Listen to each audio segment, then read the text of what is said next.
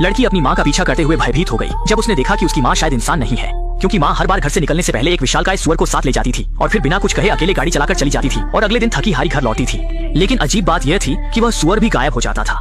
बाद में माँ चुपके से खून से सनी कोट को साफ करती थी और माँ की ये सारी अजीब हरकतें छुपकर देख रही छोटी मई की नजरों से बच नहीं पाई। वह जानने के लिए बेताब थी कि माँ आखिर कौन सा गुप्त रहस्य छुपा रही है। इसलिए इस दिन जब माँ घर से निकली तो वह तुरंत उसके पीछे दौड़ पड़ी, यह तय करके कि वह सच्चाई का पता लगाएगी। लेकिन क्योंकि उसे जन्म से ही अस्थमा था, वह ज्यादा दूर नहीं दौड़ पाई और अस्थमा के दौरे के कारण उसे छोड़ना पड़ा। समय के साथ छोटी मई के मन में संदेह और बढ़ता गया। उस दिन वह अपने मन की जिज्ञासा को आखिरकार दबा नहीं पाई, तो जब उसकी माँ बर्तन धो रही थी, उसने कोशिश करते हुए माँ से पूछा कि वह सुअर को लेकर कहाँ जाती है। यह सुनते ही माँ का चेहरा तुरंत बदल गया और उसने चाय का कप कसकर पकड़ लिया। देखते ही माँ सच बताने को तैयार नहीं हुई तो छोटी मई ने फिर से पूछना शुरू किया, लेकिन अगले ही पल माँ ने चाय का कप जमीन पर फेंक दिया और छोटी मई को चेतावनी दी कि वह ज्यादा बात न करे। मजबूरी में छोटी मई गुस्से में वहाँ से चली गई, लेकिन माँ जितना छुपाने की कोशिश करती, छोटी मई उतनी ही जिज्ञासु हो जाती कि आखिर इस सब के पीछे क्या सच्चाई है। उसे पूरा यकीन था कि उसकी माँ आज जरूर कोई बड़ा रहस्य छुपा रही है। इस दिन जब माँ हमेशा की तरह बाहर गई तो छोटी मई तेजी से पहाड़ी की चोटी पर दौड़ गई। उसे एक अजीब बात पता चली कि माँ शहर में सुअर बेचने नहीं गई थी, बल्कि जंगल की ओर तेजी से जा रही थी। लगता है माँ के पास सच में कोई गुप्त रहस्य है। लेकिन ठीक उसी समय उसके दादा अचानक उसके पीछे आ गए और छोटी मई को चेतावनी दी कि वह ज्यादा दखल न दे और अंधेरा होने से पहले घर में ही रहे, बिल्कुल भी घर से बाहर कदम न रखना। छोटी मई मजबूरी में घर लौट आई, लेकिन उसे बिल्कुल भी उम्मीद नहीं थी कि इस दिन माँ अपने 6 महीने से गायब पिता को वापस ले आई। और उसे और भी डरावना लगा जब उसने देखा कि उसके पिता के शरीर पर घाव थे और उनका चेहरा बहुत खराब था। छोटी मई ने पिता की स्थिति देखने के लिए घर में जाने की कोशिश की, लेकिन माँ ने उसे बाहर ही रोक दिया। लेकिन आधी रात को छोटी मई अपने मन की जिज्ञासा को दबा नहीं पाई। वह धीरे धीरे अपने माता पिता के कमरे के दरवाजे के पास गई, लेकिन तभी माँ बाहर आ गई। छोटी मई को तुरंत कोने में छुपना पड़ा। जब तक माँ पूरी तरह से दूर नहीं चली गई तब तक उसने हिम्मत करके धीरे धीरे वापस आकर दरवाजे की दरार से कमरे के अंदर पिता की स्थिति देखने की कोशिश की, लेकिन अचानक अगले ही पल यह देखकर वह डर के मारे कांपते हुए बदहवास हो गई। इस घटना के बाद वह फिर कभी अपने माता पिता के कमरे में झांकने की हिम्मत नहीं कर पाई। लेकिन आधी रात को उसने अपने माता पिता के कमरे से एक डरावनी चीख सुनी। संदेह के साथ छोटी मई धीरे धीरे सीढ़ियों से नीचे उतरी और देखा कि उसके माता पिता का दरवाजा खुला था। लेकिन जब वह कमरे में गई तो उसने देखा कि उसके पिता पसीने से तरबतर होकर पूरे शरीर से कांप रहे थे। छोटी मई ने चिंतित होकर पूछा कि पिता को क्या हुआ, लेकिन अगले ही पल उसे एहसास हुआ कि वह सिर्फ एक बुरा सपना था और इस समय उसे भी मानो कुछ समझ में आ गया। तभी माँ सुअर को लेकर बाहर जाने वाली थी। अपने मन की धारणा को सत्यापित करने के लिए उसने ऑक्सीजन सिलेंडर लेकर पीछा किया। इस बार वह किसी भी कीमत पर पता लगाना चाहती थी कि माँ आखिर किस रहस्य को छुपा रही है। जल्दी ही माँ ने गाड़ी को जंगल में ले जाकर रोक दिया, लेकिन छोटी मई को बिल्कुल भी उम्मीद नहीं थी कि माँ ने पिता को भी साथ लाया था। इसके बाद माता पिता दोनों सुअर को पकड़कर धीरे धीरे जंगल के भीतर चले गए और उनका गंतव्य था जंगल के भीतर स्थित एक छोड़ा हुआ महल। हालांकि यह महल थोड़ा डरावना था, लेकिन सच्चाई जानने के लिए छोटी मई ने हिम्मत करके पीछा किया।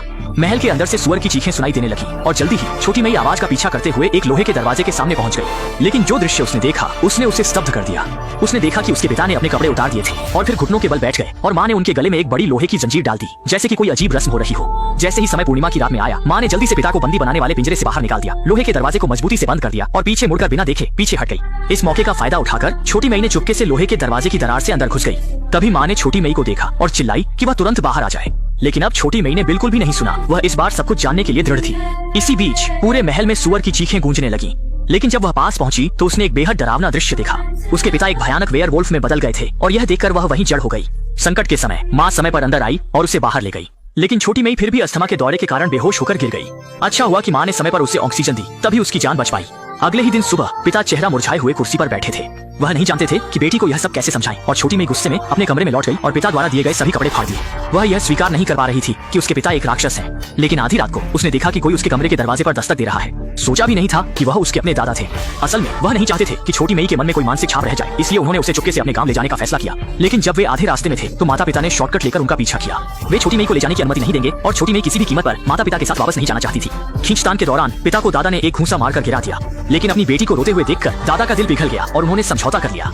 इस तरह छोटी मई को फिर से माता पिता के पास ले जाया गया और पिता ने छोटी मई के संदेह को दूर करने के लिए उसे उस रात के महल में ले गए और फिर उसे परिवार के उस अज्ञात रहस्य के बारे में बताया।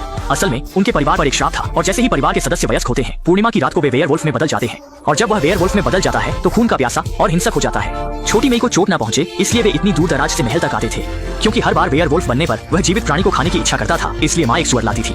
इससे उसकी पशु प्रवृत्ति संतुष्ट होती थी और वह पेट भर खा सकता था। पिता ने कहा कि वह भी वेयरवुल्फ नहीं बनना चाहते थे, लेकिन यह परिवार का श्राप था और वह इसके खिलाफ कुछ नहीं कर सकते थे। पिता के पछतावे को देखकर छोटी मई ने भी पिता की मजबूरी को समझा और फिर पिता की बाहों में समा गई। धीरे धीरे इस तरह के राक्षस पिता को स्वीकार कर लिया, लेकिन यह खुशी ज्यादा दिन नहीं चली, क्योंकि रोज रोज की आपूर्ति में घर के सारे सुअर जल्दी ही खत्म हो गए। मजबूरी में माँ को फिर से अपने पति को महल ले जाना पड़ा और उसकी गर्दन में जंजीर डाल दी। वह सोच रही थी कि इस रात पति को केवल भूखा रहना पड़ेगा और कोई समस्या नहीं होगी। लेकिन इस रात का चांद बहुत चमकीला था और यह 100 साल में एक बार आने वाला रक्त चंद्रमा था। दादा अच्छी तरह जानते थे कि आज रात बदले हुए वेयरवुल्फ को और ताकत मिलेगी। वह पहले से भी ज्यादा हिंसक और खूनी होगा। जंजीर और जेल मजबूत वेयरवुल्फ को बिल्कुल भी नहीं रोक सकते। इसलिए उन्होंने सभी दरवाजे और खिड़कियां मजबूती से बंद कर दी ताकि कोई त्रासदी न हो। लेकिन इसके बावजूद आधी रात 12 बजे के बाद वेयरवुल्फ पिता फिर भी समय पर मारने आ गया। वेयरवुल्फ को घर में घुसने से रोकने के लिए मां ने दरवाजे के बाहर जोर से चिल्लाया। उम्मीद थी कि वेयरवुल्फ पति को डांट कर भगा देगी, लेकिन इस समय वेयरवुल्फ पूरी तरह से मानवता खो चुका था। थोड़ी देर में ही दरवाजा तोड़कर अंदर आ गया। दादा ने देखा और रोकने की कोशिश की, लेकिन वेयरवुल्फ ने एक ही बार में उसे गंभीर रूप से घायल कर दिया। वेयरवुल्फ धीरे धीरे घर के अंदर आ रहा था। माँ और बेटी अलमारी में छिपकर कांप रही थी। एक आवाज भी नहीं निकालने की हिम्मत नहीं थी। सौभाग्य से वेयरवुल्फ की नजरें अच्छी नहीं थी। उसने अलमारी में छिपी माँ और बेटी को नहीं देखा। जब वेयरवुल्फ कहीं और खोजने गया तब माँ और बेटी सावधानी से बाहर निकली। तेजी से बाहर भागकर कार में बैठकर इस खतरनाक जगह से निकलने की तैयारी करने लगी। लेकिन तभी माँ को याद आया कि गंभीर रूप से घायल दादा अभी भी घर में है। इसलिए उसने छोटी मेए को कार में रहने दिया और खुद घर वापस चली गई। जब वह पिता को लेकर निकलने की तैयारी कर रही थी, पिता दर्द से चिल्ला उठा।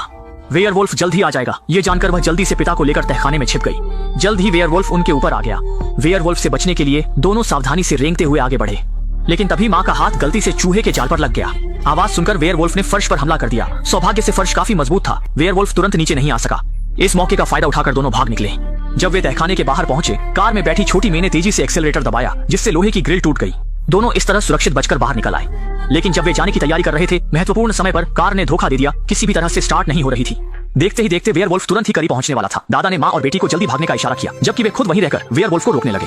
हालांकि दोनों का मन बहुत दुखी था, लेकिन वेयरवुल्फ की क्रूरता को समझते हुए वे दादा को छोड़कर भागने के लिए मजबूर थे। कितनी दूर चले गए, माँ और बेटी ने सोचा कि अब वे सुरक्षित हैं, लेकिन यह उनकी गलतफहमी थी। बहुत जल्दी भूखा वेयरवुल्फ उनका पीछा करते हुए आ गया।